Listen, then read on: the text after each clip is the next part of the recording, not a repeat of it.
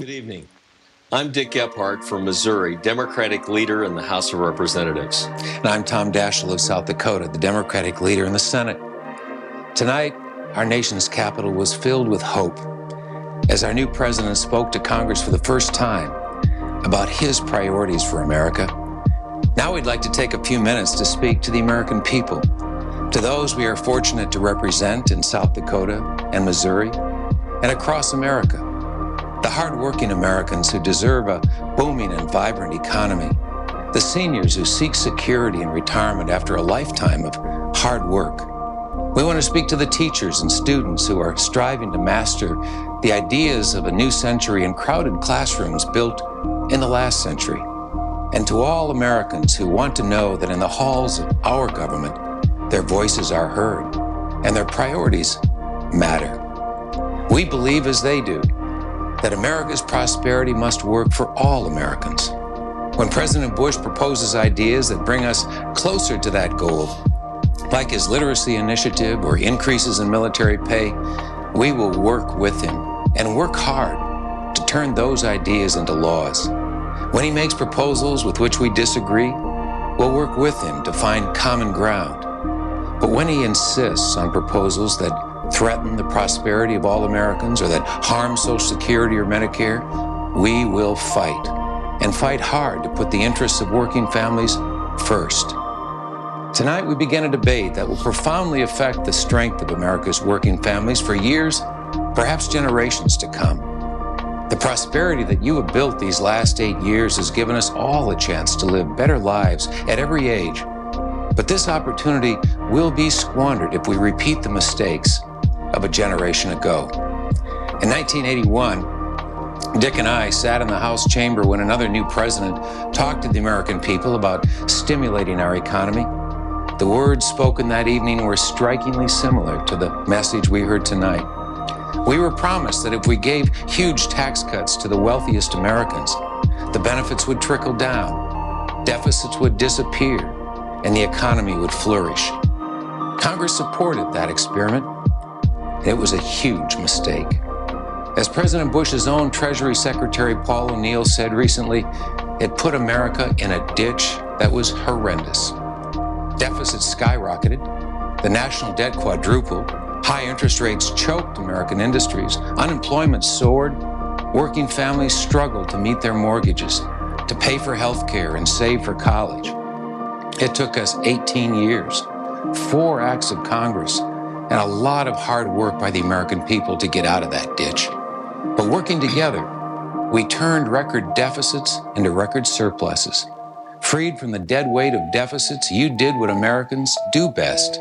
You worked hard. You created the longest economic expansion in history. And now America has a choice.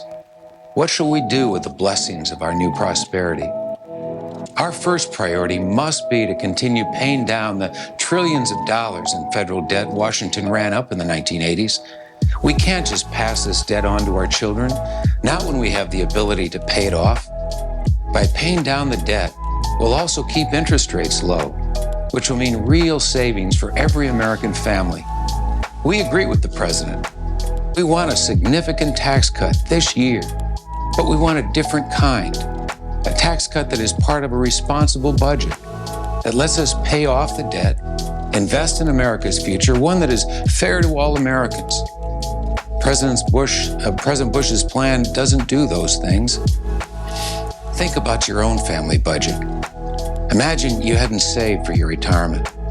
When you owed money on your credit cards and you couldn't afford health insurance, then you're told you might get some extra money sometime down the road. What would you do? Under the president's approach, you would spend the money immediately, money that you might never see without taking care of your debts, your medical bills, or your retirement. You wouldn't do that, and neither should we. But that's exactly what the president proposed tonight. Let's take a closer look. First, the president's tax plan is far more expensive than the $1.6 trillion he claimed. When you add the interest on the debt and all the other hidden costs, the true cost of the president's tax cut is well over $2 trillion. It will consume nearly all of the available surplus at the expense of prescription drug coverage, education, defense, and other critical priorities. Even worse, instead of strengthening Social Security and Medicare, the president's plan actually takes money from both programs, and that is irresponsible, and it's wrong. Worse still, the president's plan depends far too heavily on a 10-year budget estimate, which is no more reliable than a 10-year weather forecast. And there's no room for error. Nobody's crystal ball is that good. Just ask Texas. 2 years ago, using rosy forecasts, then Governor Bush signed a budget that cut taxes by $1.8 billion.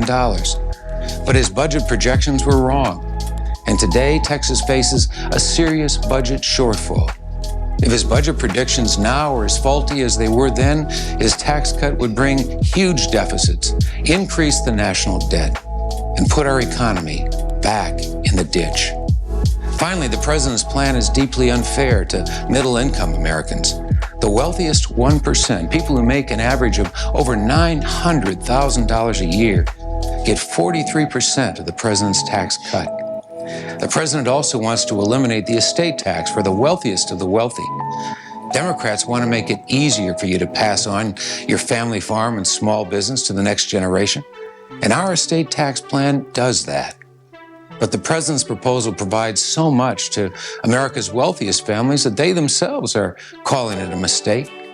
Bill Gates Sr., Warren Buffett, members of the Rockefeller family have said that it gives so much to so few that it will actually force tax increases or cuts in Social Security and Medicare and other essential programs.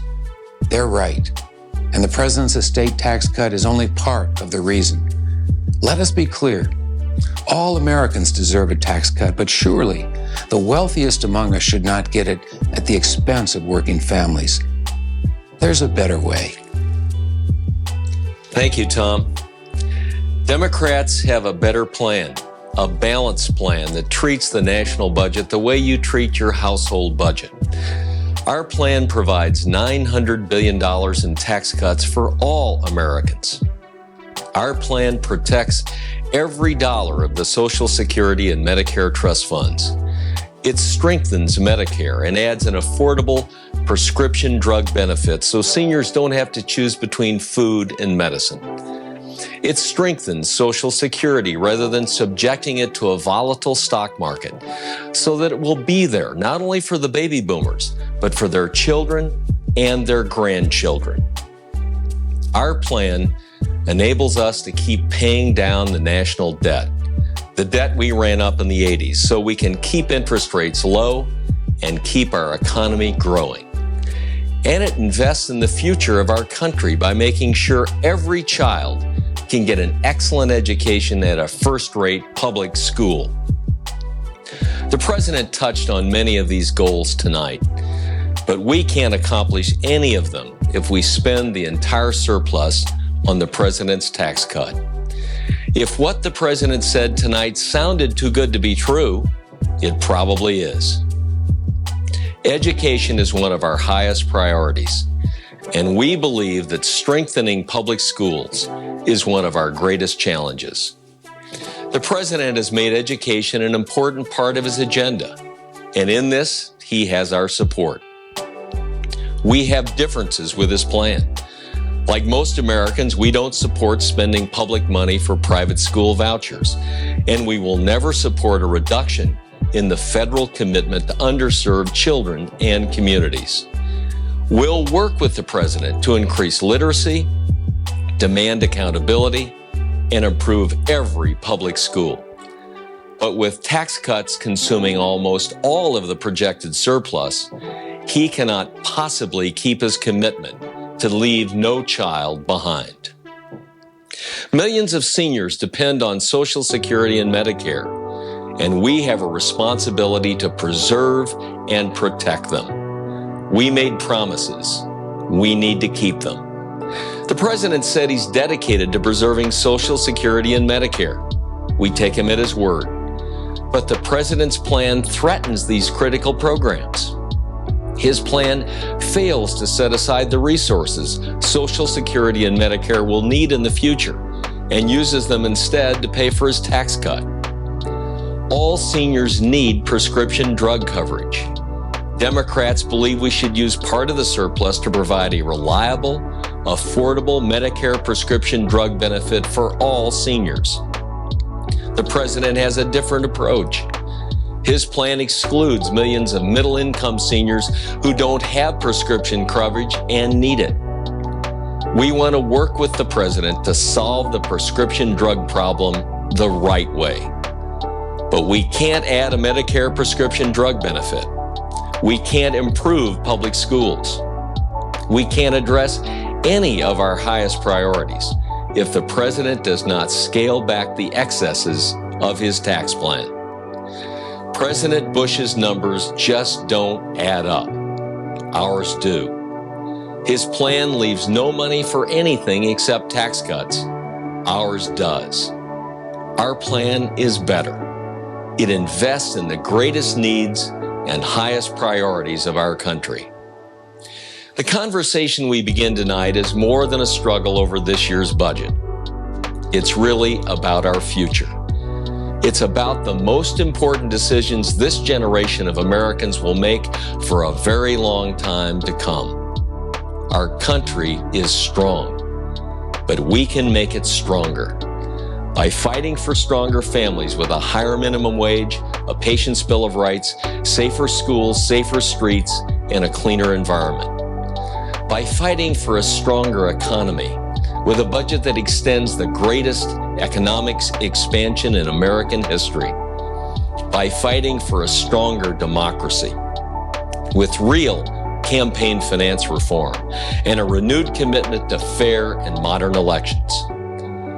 The challenge of writing a budget that is fair and responsible is considerable. But we face other challenges just as great. All across America, too many people have lost faith in the fundamental principle of democracy, the principle of one person, one vote. We must act to restore their confidence. We should not leave this session of Congress without reforming our election process. Our democracy depends on it. In addition, too many in Washington and too many Americans have lost faith in the possibility of principled compromise. With Congress so closely divided, some would say that finding common ground is simply impossible. We refuse to believe that. We are determined to steer our country on a more productive course.